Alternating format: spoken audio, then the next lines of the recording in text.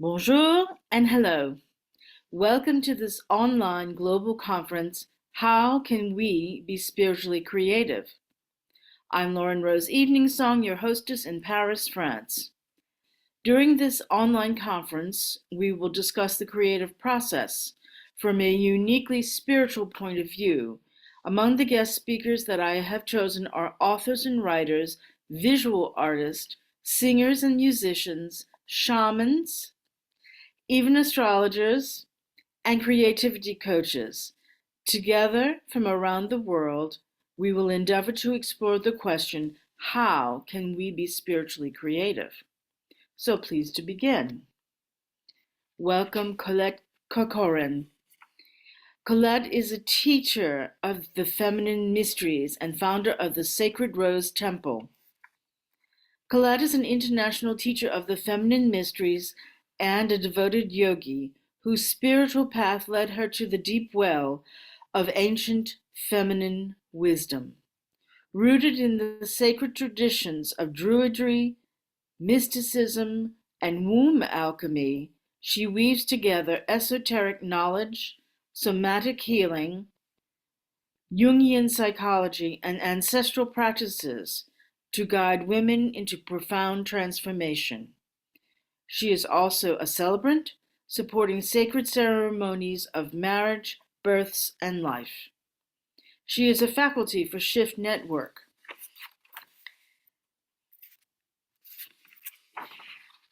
Through her mystery school, the Sacred Rose Temple, she has dedicated her life to embodying and teaching the lost arts of the divine feminine, integrating womb wisdom, sacred sexuality, and ancestral healing. With over 25 years as a yogi, teacher, and trainer, Colette bridges the spiritual and physical, walking the path of the sacred divine feminine.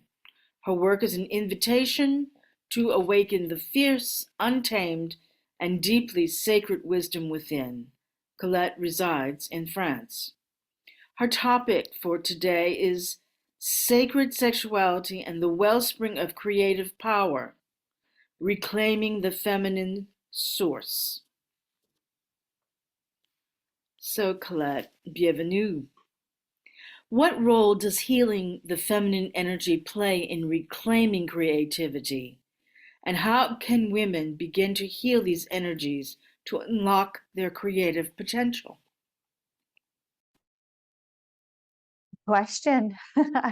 And yes, thank you for introducing me there and my work. And that question really feeds into the principles of what I do as a teacher, really.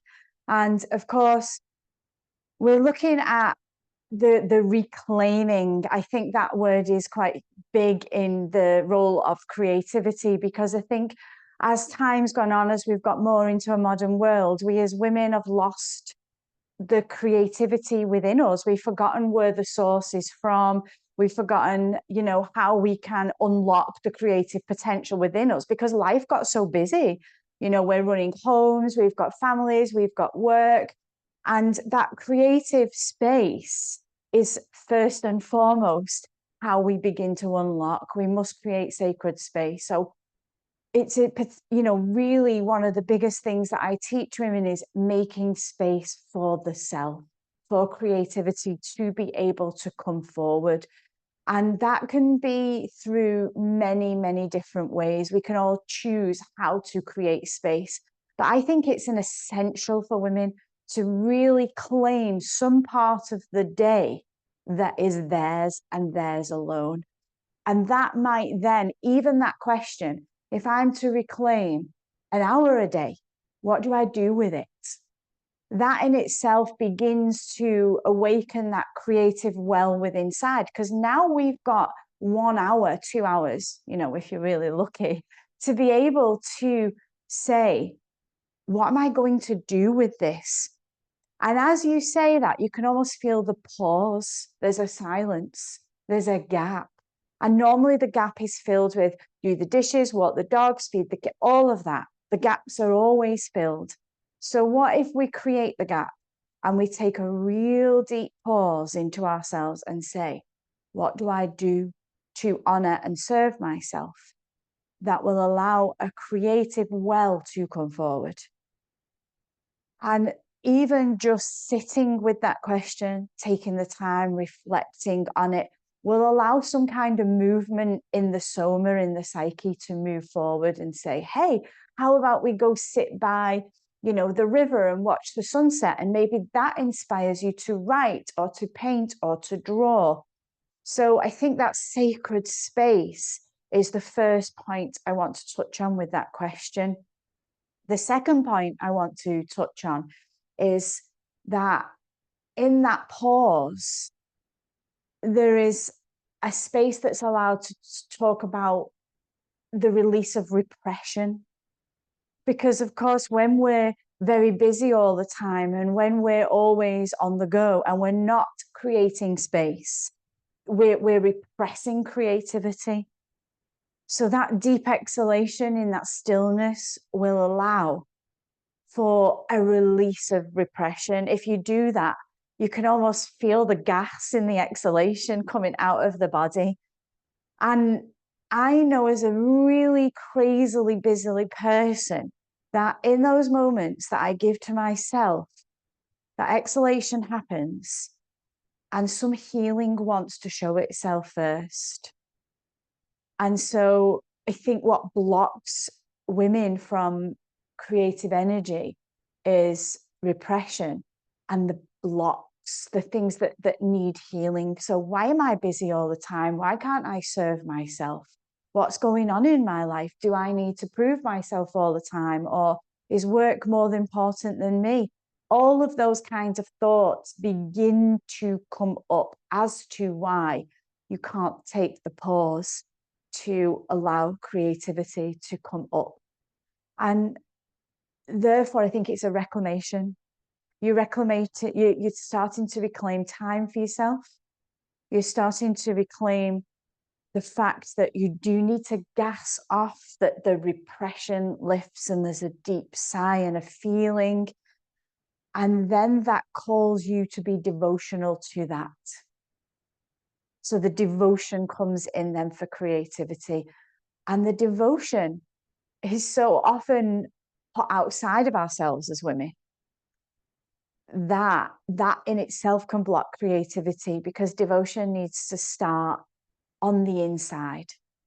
It starts with ourselves. I'm going to be first and foremost devotional to myself. And I know this from years of really idolizing Mother Mary, Mary Magdalene. These were massive inspirations for me. But I was idolizing something outside of myself that I seen in them that didn't allow me to take the space to allow to see that to come up outside of me. And it became a creative source for my work.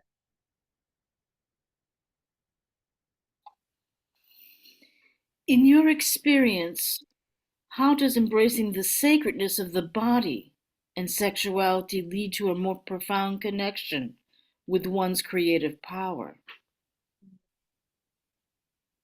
So the body for me is very important. It was the first place I began to be devotional as a yoga teacher. I studied in many disciplines of yoga, trained in many, and then I became the trainer of yoga, because I could see with all the clients over all the years that when somebody entered the body, that they entered that devotional space, that big exhalation that I was speaking about, that big pause that allows that funnel of energy to rise up. And it has to absolutely be done in the body.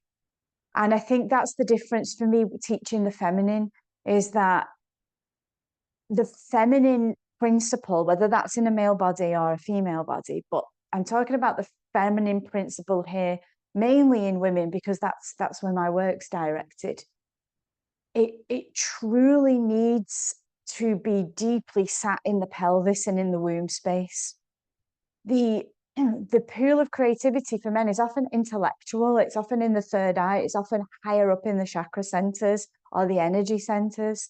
But for women, it's very much grounded in that womb, in that space of creation that is the womb. And I want to talk more about that.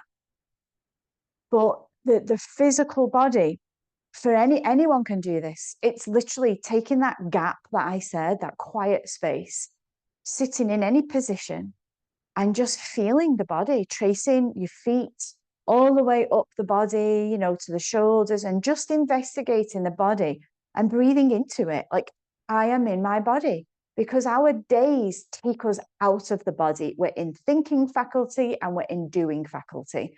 And we're very, very much being more disconnected as we approach, like, you know, the modern age, from disconnection to the body. And I think once we get a body connection, once we realize, oh, this is like a biology that I'm carrying around that is in a symbiotic relationship with my spirit and with my soul, that it becomes something that we become devotional to. And we can see the abuse of the body is when we're not devotional to ourselves. That same thing. We abuse our bodies when we don't see it as a devotional space. And more distinctly for me with women, to see that body when it becomes devoted to as a temple. And I don't believe that you can truly honor the body as a temple until you are devotional to it. Much like a church, you know, if you're going to go to the church to worship, then there's got to be some devotion to do that. It then becomes the temple space for you to do prayers in. So that's my first route really in saying that the body can become that sacred connection, you know, connection and creative well, but you've got to devote to it and you've got to see it as a temple. And I think when we see the body as a temple, there's something happens inside of us that awakens the sacred sexuality within us, that says there's a life force, there's an energy, much like when you go into the church. I'll make that analogy because it's easier for some of us to understand. You go in there and you feel something. You feel the life force, and you feel that life force of devotion and prayers, and people are honoring these, you know, these spirits and these people. And it's non-tangible. They can't see it, but they can feel it. And that is what happens within our own body when we devote to it. It becomes a temple. And then that sacred spirit, soul, energy can begin to make itself clear. And it's very, very sensual, as in it touches all the senses. And it's very energetic, and it wants to move, and it wants to do something in somebody's body. This is amazing. So the feminine principle in the sacral chakra, or the womb space in the case of it being actually a physical woman, or a man in a sacral chakra area, is the seat of creativity. And you feel that, if I understand correctly, you feel that devotion to this area, but also to the whole body and to the person, is the stepping stone towards creativity. Okay, so can you speak about the connection between creativity and intuition? How does reawakening one's intuitive senses help women step into their creative flow? Mm. This leads perfectly on from what we've just discussed. It's really about you can't really tap into your intuition until you become rooted in the body and you're aware, first of all, of your senses and how you sense the world around you. You know, we become like an antenna for feelings, for sense, for even subtle changes in the environment that we're in. And from that sensory experience, deeply rooted in the body, we begin to kind of like claim a deeper sense, and that's instinct and intuition. And the intuition is so closely linked to soul and spirit. Intuition collides with that. Intuition is it's an, like, again, what you've just said, it's that sacral chakra energy. It's happening in the body. So the feminine feels it through the womb, if she knows the womb space. The masculine feels it through his hara. He can also come into hara space. And it then begins to give you subtle messages. It gives you, first people might describe intuition as this like gut hit. They feel it in that sacral chakra. They feel that kind of pull. But if we devote to that space and we begin to really work with it, it begins to communicate to us on many different levels. The intuition is almost like a voice, like a telepathic voice that shares messages and signals with us. And we know it's not coming from here. We know it isn't. And up here, I always call this the GPS system. This tells us when we need to eat. Yeah. And you need to go to get your shopping, and you've got to do this. And I allow up there to do that. But when I'm in here working with intuition, that's leading me into my soul. And my soul's messages and voices are creative by nature. Creation is birth from a soul space.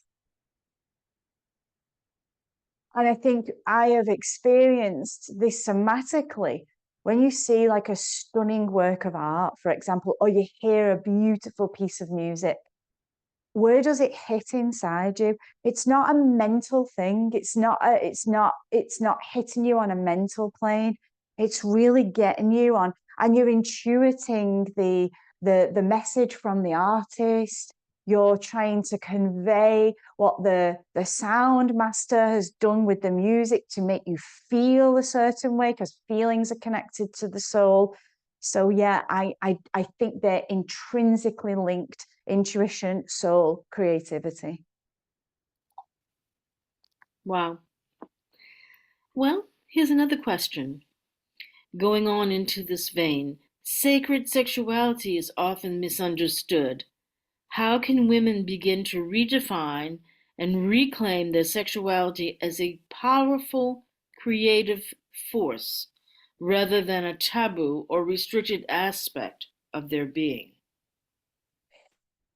This is huge, and probably the crux of my work. It's such a huge question. It's because it's about the feminine reclaiming, and we're totally in a time where we're seeing over and over again like the wording of reclaiming the feminine, the rising sacred feminine. The world knows it needs the feminine principle that happens in men as well to come through, to be rebirth through the world. And that happens through our bodies. It happens through our bodies.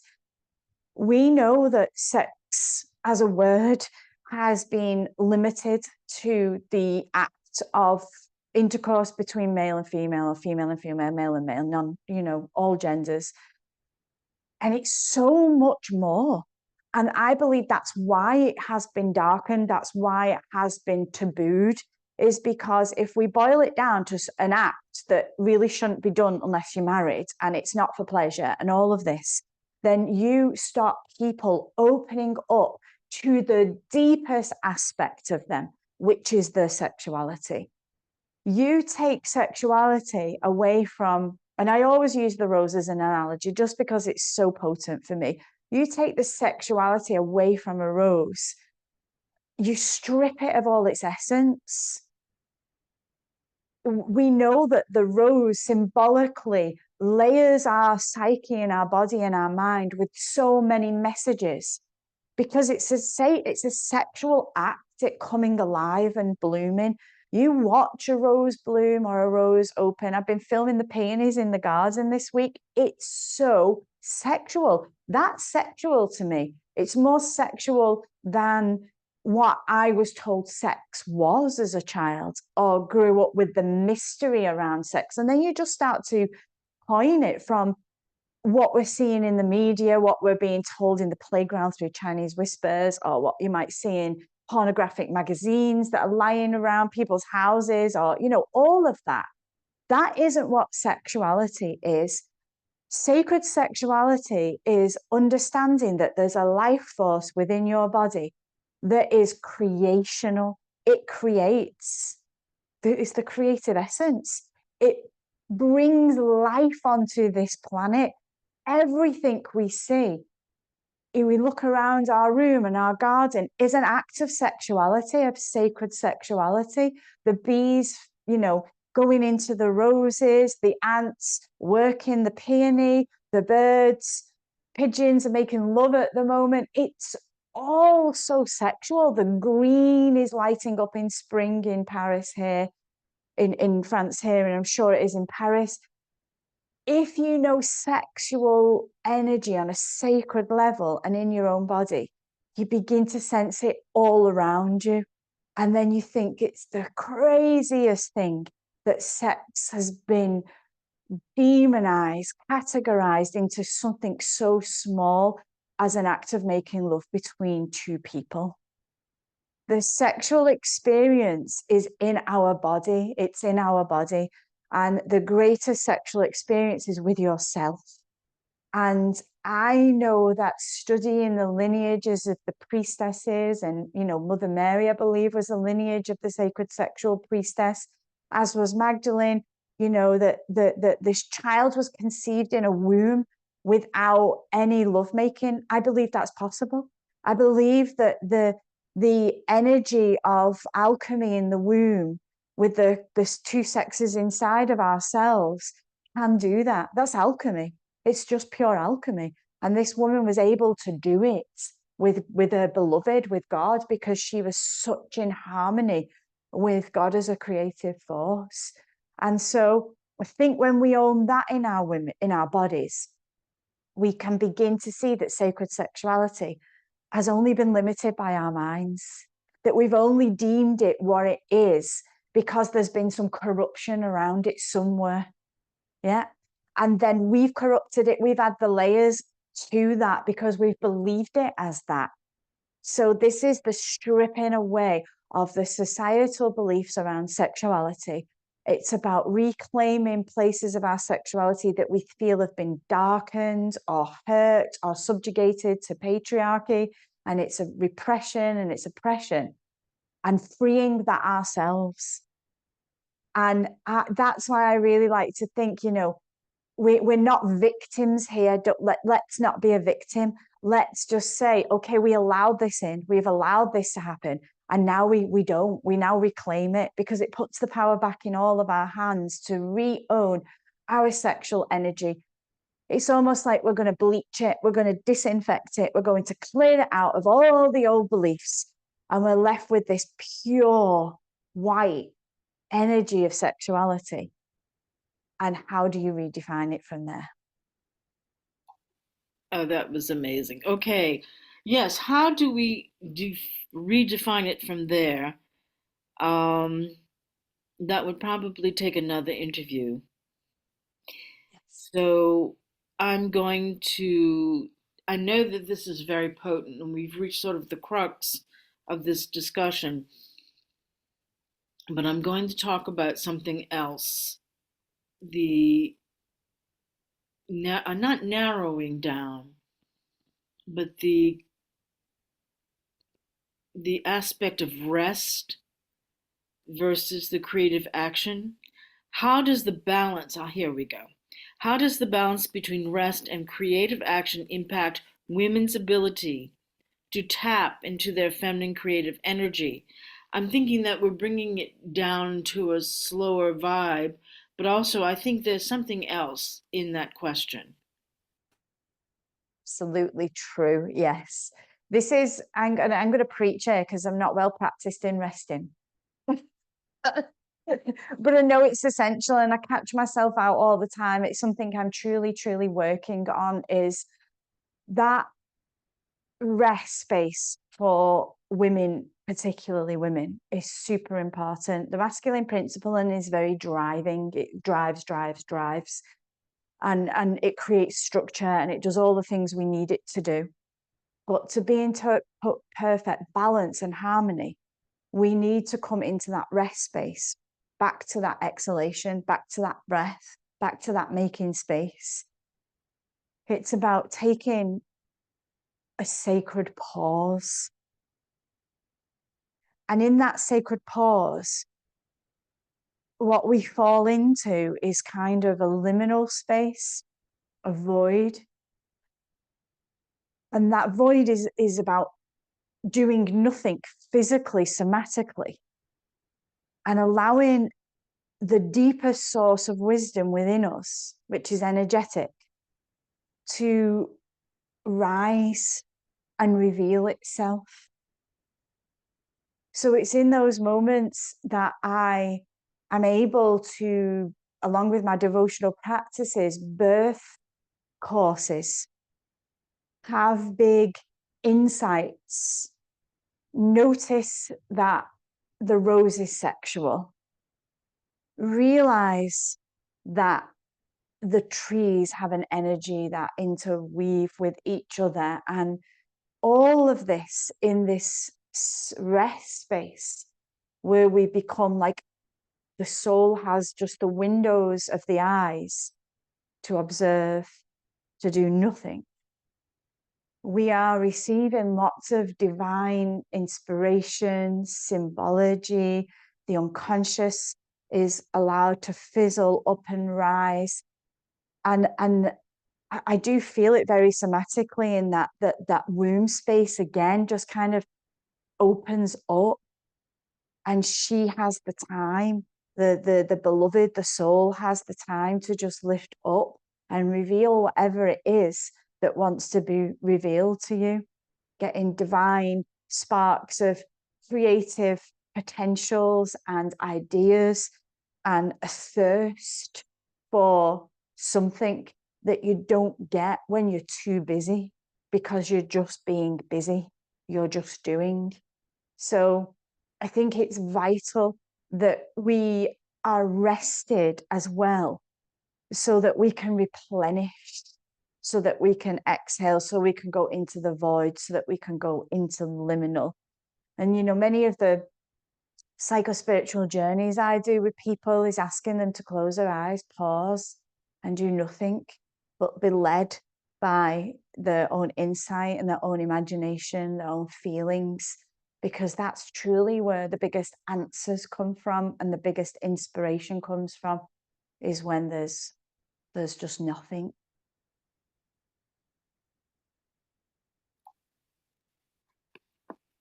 It's very hard to continue to be busy if you don't have it balanced. Yeah. And I think you hear more and more stories of women in corporate work who are suffering from burnout. And I think that's because the women are trying to be like men, and it doesn't suit them one bit. So if we look at nature and the cycles of Earth, yesterday was Earth Day, for example, and today is the day after when we're recording. And spring is here, yet it's going through cycles of rain and some chill, and then we come out in the sunshine a few days later, and we enjoy the outward world, and then we come back in. So we do need to respect that.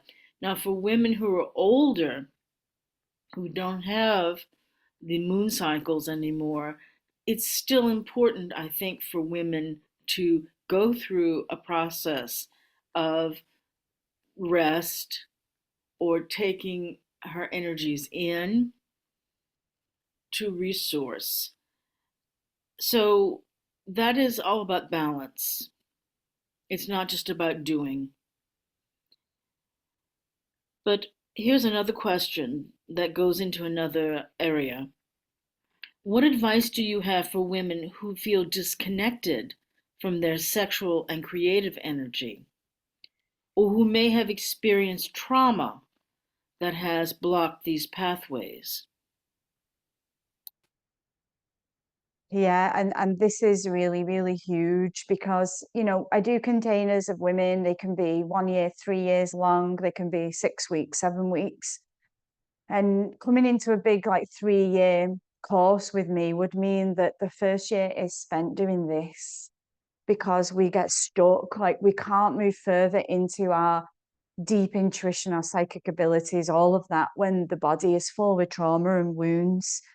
And we all have trauma and wounds, all of us. We've all been subjected to things in our lives that have caused, a block, a pain, a wound in the body. And I think what this calls for is that devotion to yourself, is to say that I am worth it. I am the best thing I ever did was went to therapy. The best thing I ever did. I actually reclaimed so much of myself in a therapeutic world and work, and the Jungian psychology, which I did, went into analysis over many, many hours. It really, really healed some deep parts of me, some deep parts. And there was almost like what we were talking about, that sacred energy, because literally the libido that's stuck behind wounds is a pot of gold. Behind those wounds is pots of literal energetic gold. And when we heal something, when we address something, when we allow ourselves to go there, because let's not forget, wounds and pains and emotions that are repressed keep us away from our soul. They keep us away from our wounds and our intuition, because our intuition's dampened by repressed emotions. We're triggered mainly. We're seeing the lens of the world and intuiting things through pains, not through intuition. And that gets mixed up a lot in the world of intuition. Well, I intuit that this guy's wrong, but that's probably a wound where there's been a trust problem from her previous relationship. So we need to discern the two here, between when we work with intuition, what is intuition and what is coming from a wound. And actually, the more that we clear that, the more that we heal that, the more intuitive and deeply embodied we become in the womb. And you know what? My biggest thing to say to women is you're worth it. You'll spend £100 on getting your hair done, or you'll spend this and that, and no one spends it on going to get the therapy that could be ultimately life-changing, life-changing. So for me, that's like a massive, this is why I studied Jung, because I wanted to be embodied. I wasn't, a practitioner. I've done certifications, but I wanted to do it for me. I'm more embodied in it than I am the philosophy of it. And that was a gift to me. So I think that every woman, and I do say this to all the women, gift yourself 6 weeks of therapy and just see what happens. It could change your life. Gift yourself that you have somebody that is sat there listening to you. It's all about you, what you feel, what you've been through. You feel witnessed, seen, heard, helped, supported. It's huge on many levels. So that is one thing that is, I think, vital. If you know there's something that you're stuck in, and stuckness is often the the red light that there is something that needs healing there. Yeah. And I say this with women who are in kind of abusive relationships, for example. There's something there that needs to be healed. And unless you heal it, you might leave that and just jump into another. It's about healing the wound that has collected that. And that goes for all aspects of our life. If we're not able to bring our work into the world, what's the wound there? What's hidden underneath that that's sabotaging you doing? Because we all have the potential. And then it gets really gritty, and a psychologist or a psychoanalysis will take you through that and say, what's under here? What's here? What's hidden? What are you feeling? And they'll unpack it. And the life force, the libido, the sexual energy is then released and becomes a creative energy again. So I think it's vital, fundamental on a spiritual journey. And I think the more deeply spiritual we get, the more we realize we need that work and we're so worth it.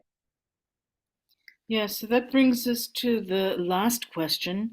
In your view, how does embracing creativity from the womb align with the larger spiritual journey of women and their role in healing and transformation? So, the larger spiritual journey, a lot of people are talking about their awakening, their spiritual work, their spiritual practices. You can take it from there.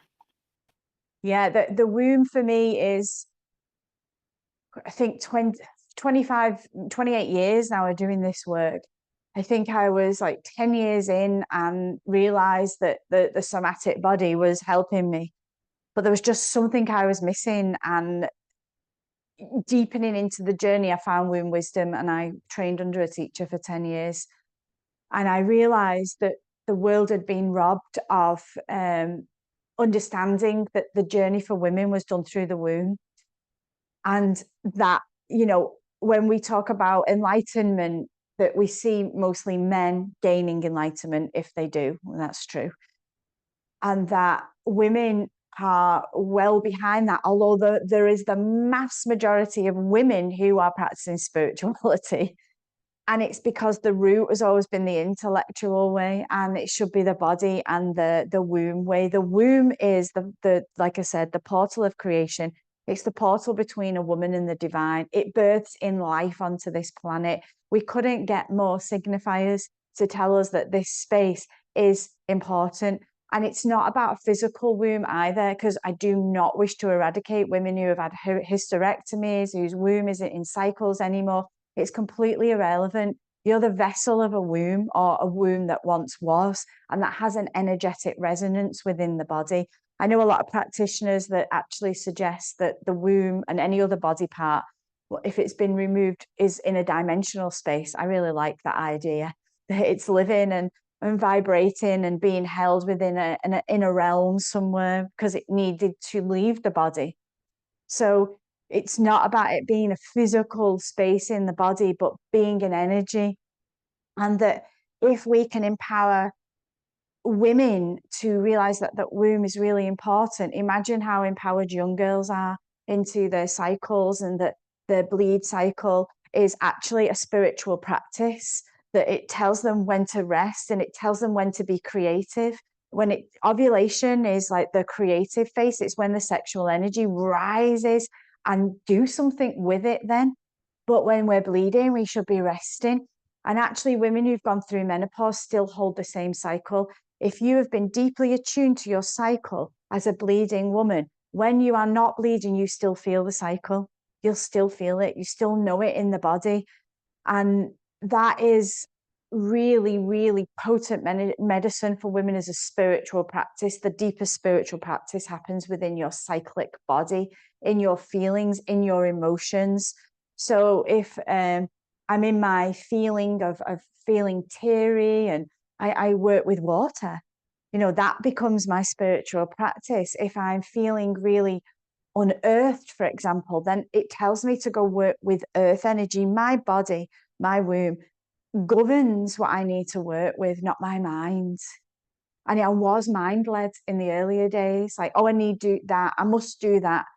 But now it's more womb-led. I'm working with my womb, and she's showing me what I need by the way I feel, by what I'm going through, and also ancestrally, because I studied many practices. I have no regrets, but I studied many lineages outside my lineage. And actually, that's why I then found my druidry from my Celtic ancestors. The practices they would have done were very linked to my Gaul heritage. I have heritage of Gaul in France, and Irish and Scottish. And my ancestors' spiritual practices were druid. And so that helps me then reclaim again. My creativity comes through my ancestral spiritual practice. So I always say to people, what's your heritage? What did your ancestors do? Because it lives in your bones, and it lives in your cells, and it lives in your epigenetics. We're seeing lots about epigenetics. We hold the epigenetics of our ancestors 7 generations gone.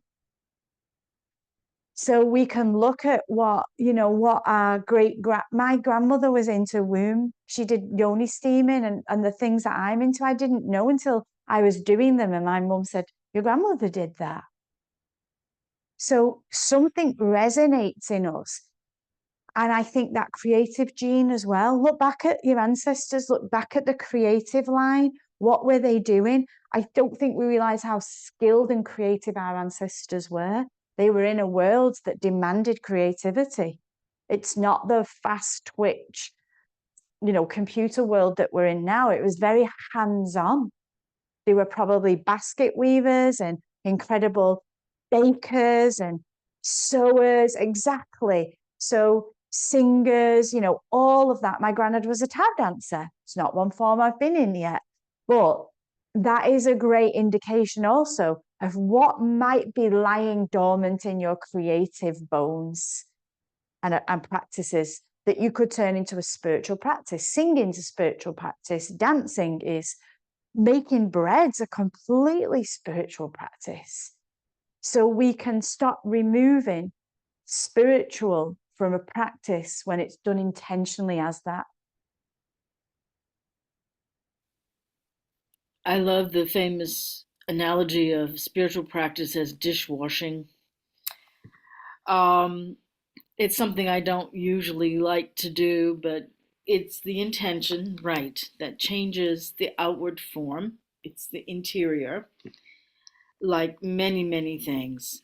So we're going to wrap up this interview, but before we do, could you talk about your free gift? And we'll have the link below this video. Yeah, so I'm gifting you I don't want to say too much because I want the journey to take you, but it's connected to the rose lineage and it's connected to the rose and how that symbology can come alive inside of you. So you'll be taken on a psycho-spiritual journey. It's lovely, it's inactive. So you lie down, light your candle, put your incense on, put your headphones on, and be taken on a journey into the rose code. And your soul, your psyche will imagine and bring through exactly what is right for you. So I hope that it really awakens something inside of you. C'est si beau. That's beautiful. Okay, so the free gift is called the Sacred Rose Initiation, and I'm ready to do it. I love all your roses on the wall. It's such a beautiful backdrop. And You have my yours, roses we're too. matching, we're total rose Oh queens. yes, oh Yeah. yes. Yeah. You grow roses, I grow roses. I love that. And yes, I'm thinking so much about the opening of a rose or any flower for that matter. The opening and the what's in it, what's within, and how it attracts the birds and the bees and the flowers and the trees and the moon up above and the thing called love. That was a song that was very popular when I was a little girl, and I used to laugh at it, but it was perfectly put together. It's all about love, and when we stop divorcing sexuality from love, when we bring it together, it's all an expression of, as creativity is. All creativity is an expression, in my opinion, of love. Well, I think we've come full circle. Is there anything else that you would like to say, Colette? Just final words are really to get the message across that, we're really quite beautifully, gorgeously divine beings, and the remembrance of our divinity and what the powers we hold within ourselves that are not separate from nature or the divine. If we could remember that, I think it would change the world. And yeah, like gift yourself that knowledge and try to embody it in all the ways that you can find to bring in more of your divinity, to release more of your sexual energy, to be creative and know that you're a portal of God's work. Like you were created to be that portal. So may we all remember that. Thank you.